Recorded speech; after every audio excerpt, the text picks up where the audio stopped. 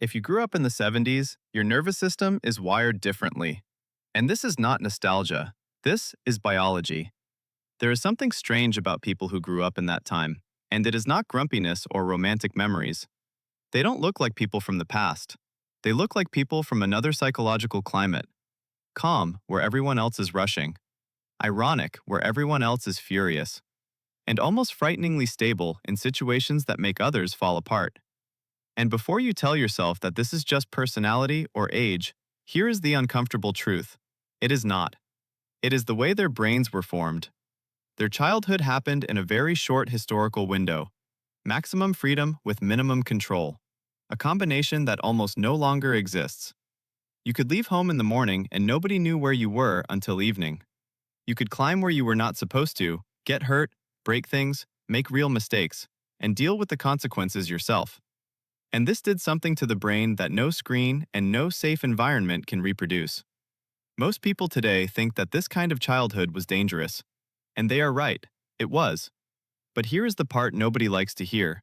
Safety does not train a nervous system. Experience does. Everyone from that time remembers one sentence. Go find something to do, or I'll find something for you. Nobody entertained you. Nobody filled your day. They gave you emptiness. And you had to build a day out of nothing. This taught the brain a skill that is now almost extinct, the ability to create meaning out of emptiness.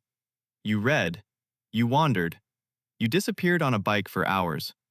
The modern brain grows in a world where emptiness almost does not exist.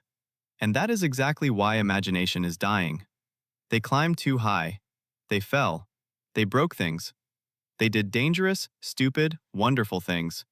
And by doing that, they trained their nervous system not through screens, but through their own bodies.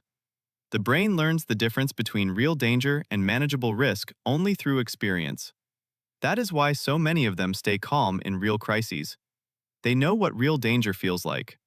They do not confuse noise with threat. They could lie for hours listening to music, or walk alone, or stare at the ceiling, not because they were mindful, but because nothing was trying to entertain them. And here is something modern people hate to hear.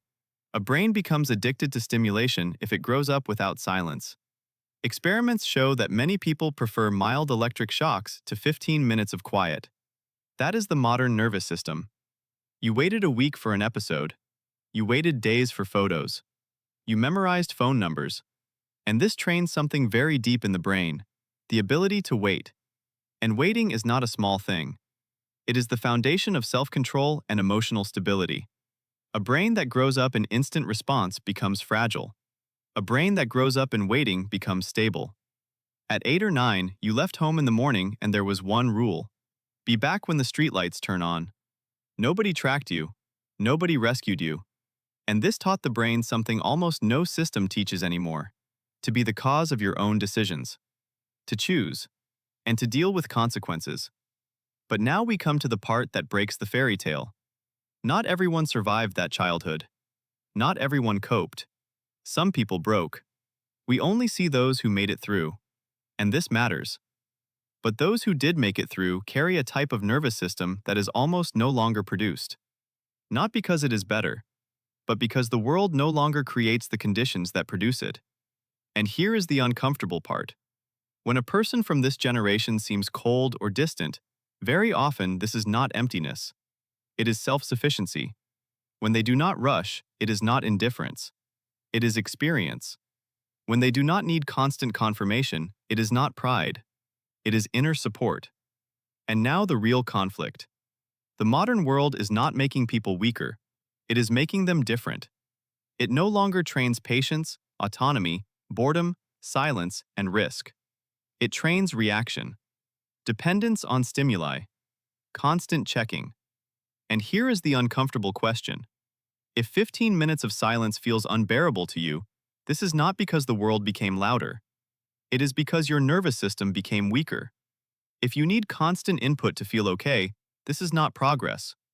This is dependence. If you feel lost without instructions, this is not freedom. This is the result of never being allowed to get lost. And if you grew up in the 70s and sometimes feel like you are not quite from this time, maybe you are right. Not better. Not worse. Just rare. And in a world built for dependence, rare is not comfortable.